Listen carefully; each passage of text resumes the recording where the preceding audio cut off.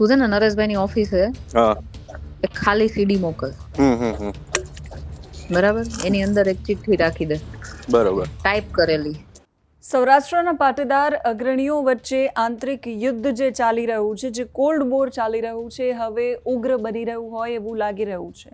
વધુ એકવાર audio clip viral થઈ છે.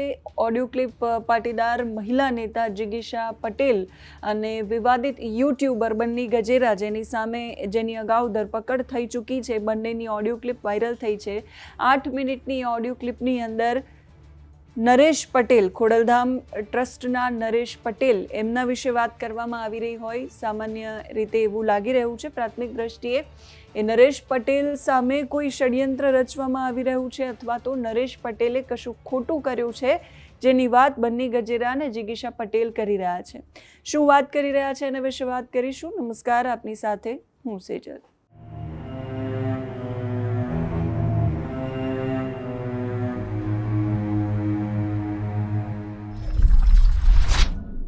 ગોંડલ અને રીબડાની જે આખી લડાઈ ચાલી રહી છે, લડાઈમાં તમે જિગીશા પટેલને સતત સાંભળ્યા છે, સતત જોયા છે. એ પોતાનો અવાજ એ મુદ્દાઓ પર ઉઠાવી રહ્યા છે. ગોંડલની અંદર ગુંડારાજ ચાલે છે, ગોંડલ મિર્ઝાપુર છે, આ બધી જ વાતો કહેનારા જિગીશા પટેલ, જેમની ઓડિયો ક્લિપ છે એ વિવાદિત યુટ્યુબર બન્ની ગજેરા સાથે સામે આવી છે. એ બંને વાતચીત કરી રહ્યા છે નરેશ પટેલની ઓફિસ પર એક સીડી મોકલવાની, એની સાથે ખાલી ચિઠ્ઠી મોકલવાની પણ વાત થઈ રહી છે. અને એ જિગીશાબેન પોતે પણ એ વિડીયોની અંદર કહી રહ્યા છે કે એમણે પણ અગાઉ નરેશભાઈ સાથે વાત કરી છે અને એમણે પણ એમને ચેતવણી આપી છે કે તમારા વિરુદ્ધના આટલા પુરાવા છે, તમને પાડી દેવા માટે આટલા લોકો મેદાને આવશે, એવી એમણે વાત કરી છે. આ પહેલાં જ્યારે ઇફકોની ચૂંટણી હતી ત્યારે પણ એક ઓડિયો ક્લિપ વાયરલ થઈ હતી અને એમાં જે ઇફકોની ચૂંટણીમાં જયેશ રાદડિયાની સામે જે ઊભા હતા, જેને CR પાટીલે મેન્ડેટ આપ્યું હતું, એ બિપિન ગોતાને મત દેવાની વાત છે એ નરેશ પટેલ કરી રહ્યા હતા. એ ઓડિયો ક્લિપને લઈને જયેશ રાદડિયાએ નરેશ પટેલ પર ખૂબ બધા પ્રહારો કર્યા હતા. અત્યારે જે ઓડિયો ક્લિપ વાયરલ થઈ છે એમાં પણ જયેશભાઈનું નામ લેવાઈ રહ્યું છે, એની સાથે નરેશ પટેલનું નામ લેવાઈ રહ્યું છે. એ કયા ફાર્મ હાઉસની વાત કરી રહ્યા છે જિગીશા પટેલ, એ કઈ છોકરીની વાત કરી રહ્યા છે, એ સાંભળો. હું તારે ઓલી મેટરમાં શું થયું તે ખેડૂત ઈ બાબતે? ફોટા વાળું હા એ એમાં ઓલા વરુણ ને હમણાં ધોરાજી ઓલી હાલે ને નવરાત્રી વેલકમ, એટલે મને કે તું 2-3 દી ખમતા હું આમાંથી કે નીકળી જાવ, એ બધો ખર્ચો ઈ કરે સમજ્યા. બરાબર. એટલે મને કે તું મને કે 2 દી ખાઈ મી કે ઈ નહીં, ફોટા વાળા નહીં, ઓલો વરુણ હવે વઘાસિયા, વરુણ વઘાસિયા. એમને ખર્ચો કેમાં કરે છે વેલકમ નવરાત્રી? હા, દર વર્ષે 5-10 લાખ રૂપિયા બગાડે ભાઈ ટિકિટ હાટો. મને કીધું ભાઈ 2 દી ખમી જાય કે આમાં નવરો થઈ જાવ ને કે આજે હવે 1 દી બાકી છે, પછી કે આપણે રૂબરૂ જઈ આવી કેમ. હા, પછી જોઈ હું થાય છે, હું કે હે એ પ્રમાણે હાલશું. રૂબરૂ જોઈ આવી એમ કીધું? હે, રૂબરૂ નો જતો તું? એમ નહીં, ઈ તો મને એના કામે બોલાવ્યો હતા જયેશભાઈ વિરુદ્ધ, ઓલા નરેશભાઈ વિરુદ્ધ ને મૂક્યું હતું ને. હા, મારી વાત સાંભળ. પણ તું રૂબરૂ નો જાતો, જ્યાં સુધી બંધ મુઠ્ઠીમાં રમીશ ને ત્યાં સુધી ગેમ લાંબી હાલશે. ટૂંકમાં એના દ્વારા જ કરાવવું, એમ હું નો જાઉં. હા, સમજો તો હું વાત કરીને આવી છું, બરાબર? એ વાત એને કરી બીજા દ્વારા નહીં, મેં પોતે મારા મોઢે જ કીધેલી છે કે આવું છે, બરાબર? વિરોધી ટીમ તો હું કીધું આવી છું. હવે છે ને હું તને કવિ પ્રમાણે ચાલતું, તું છે ને નરેશભાઈ ની ઓફિસે એક ખાલી સીડી મોકલ, બરાબર? એની અંદર એક ચિઠ્ઠી રાખી દે, બરોબર, ટાઈપ કરેલી હો, પોતાની જાતે લખેલી નહીં. હા, ટાઈપ કરેલી, જે પછી પ્રિન્ટ કાઢેલી. હા, પ્રિન્ટ કાઢેલી. કે આ વખતે કોરી છે, નેક્સ્ટ ટાઈમ વિડિયો સાથે મોકલીશ. એમ નહીં, પણ એ ખબર તો પડી જાય ને કે આપણે મોકલી છે એમ. કોને શું કામ ખબર પડે? કોને નામ દીધું તારું? કુરિયર તો આપણે બધું કરીએ એટલે અહીંયા ડિટેલ આપણો છોકરો આપી આવે ઓફિસે, કહી દે અહીંયા કે નરેશભાઈ સિવાય કોઈને ખોલવા ન દેતા. હા, બરોબર, એ રીતનું સેટિંગ કરીને. બરાબર. કાઈ વાંધો નહીં, ગોઠવીએ. છોકરાને ખબર ના હોય કે અંદર શું હોય. બરોબર. તારે દેવાનું નહીં, તારે બીજા પાસે દેવડાવવાનું, એવું કરવાનું. અને કોઈ ઓળખતું જ ન હોય ને એવા માણસ પાસે દેવડાવવાનું.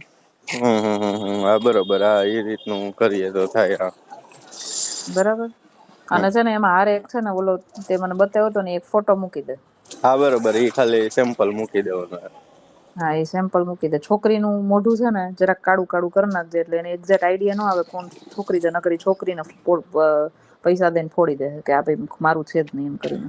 હા બરોબર. અને બીજું શું કહું, આ શું કેવાય, આની વાટ ન જોઉં ને તો વઘાસિયાની વાટ જોમાં તું અત્યારે કર આ બધું, કારણ કે અત્યારે છે ને માહોલ એકદમ ગરમ છે. હું કઈ ના આવી છું, કહું તો છું તને. હું તને અત્યારે કેતી નહોતી એનું રીઝન હતું કે તું 5-6 દી જાય ને પછી કહું ને તો એને એમ ન થાય કે હું કરાવું છું. હા બરોબર. હા એ વાત હતી, ખોટું ઓલું થાય નહીં. હા એટલે મેં તને અત્યારે કીધું. ના એ વાત બરોબર. આ તો આની ખોટી વાટ ન જોવી એમ. ઈ રમાને કરી હા નાખે. ઈ આ બધા શું કરશે ખબર તને? આ બધાની આદત મને ખબર છે. એટલે આ જો આની પેલા જો મને જયેશભાઈ ઓલા નરેશભાઈ નો વિરોધ કરતો હતો ને, વરુણ જ આવ્યો બરોબર. મને કે ભાઈ શું છે ને આમ છે ને તેમ છે ને. એટલે મારી પરિસ્થિતિ ખરાબ હતી, એને ખબર હોય, કારણ કે એનો હાહરો છે એ મારા ગામનો છે.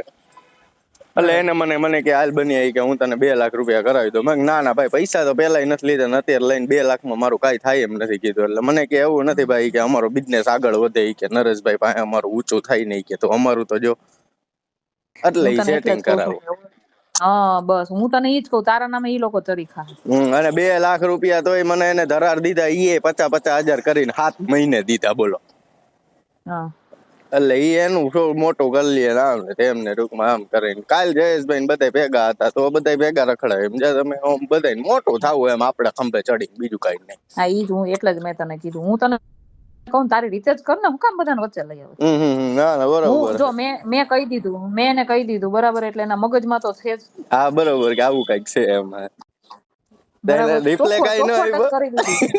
ના મને કે ના કે મારું હોય જ ને. અરે હું ન હોય ભાઈ, મેં કીધું મારી નજરે જોઈને આવી. મેં કીધું 2 મિનિટનો વિડીયો મેં કીધું, અને જેતપુરની છોકરી, ગોંડલનું ફાર્મ, નજરે જોઈને આવી છું બધું. મેં કીધું નામ નથી દીધું મેં છોકરી. હા બરોબર. એ હારા મારું તમારાથી તો મેં રિપોર્ટ સાંભળ્યા, તમારાથી તો બીવે.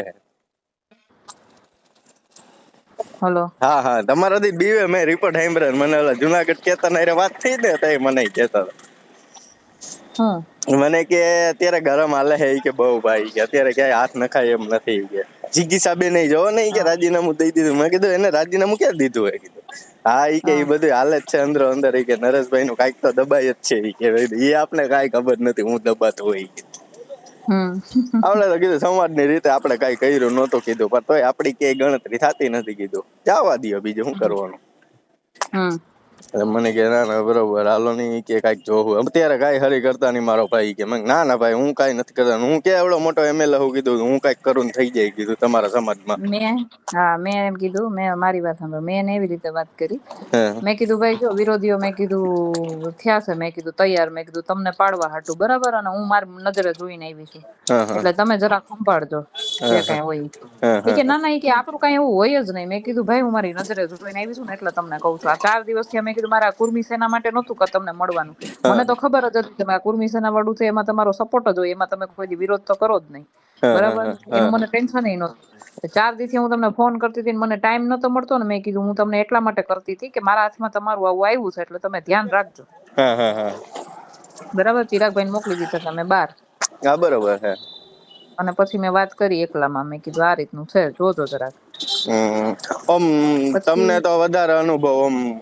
તમે એની હારે એમ કે હાલો અમે આમાં કરી દેવું, તો વિશ્વાસ કરાય કે ન કરાય?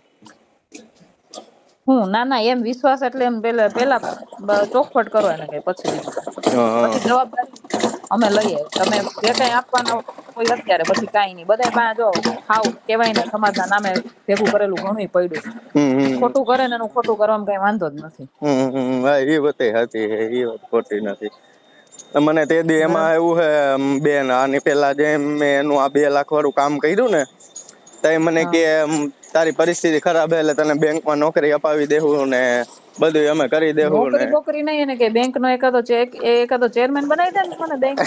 એટલે મેં કીધું ઈ વાત નહીં બેન, 1 વર્ષ થઈ ગયું હજી એનું કાંઈ એને કર્યું નથી સમજ્યા. એટલે ઈ બાબતે તમને પૂછું કે વિશ્વાસ કરાય કે નહીં એમ. કદાચ નહીં વિશ્વાસ નહીં.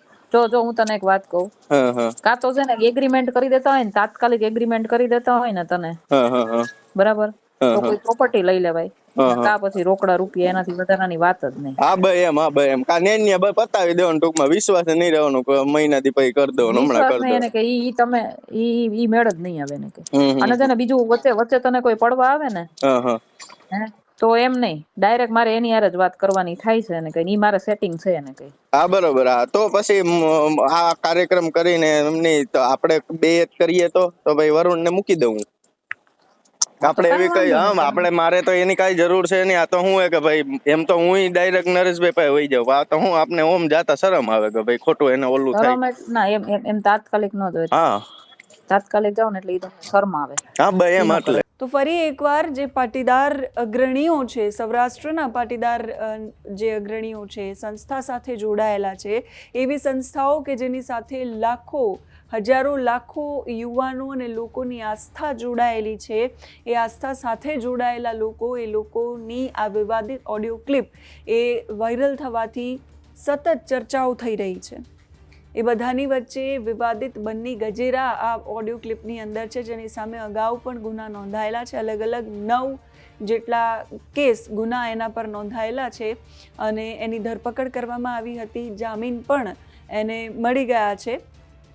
એ બધાની વચ્ચે જિગીશા પટેલ અને બન્ની ગજેરા શું કોઈ ષડયંત્ર રચી રહ્યા છે નરેશ પટેલની સામે, કે પછી એમનું કોઈ એવું ખોટું કૃત્ય છે જેને સામે લાવવા માટે પ્રયાસ કરી રહ્યા છે, એ સમજાઈ નથી રહ્યું. શું થઈ રહ્યું છે સૌરાષ્ટ્રના પાટીદાર નેતાઓની વચ્ચે આ કોલ્ડ વોર અને આ શીત યુદ્ધ ક્યાં જઈને અટકશે એ પણ સમજાઈ નથી રહ્યું.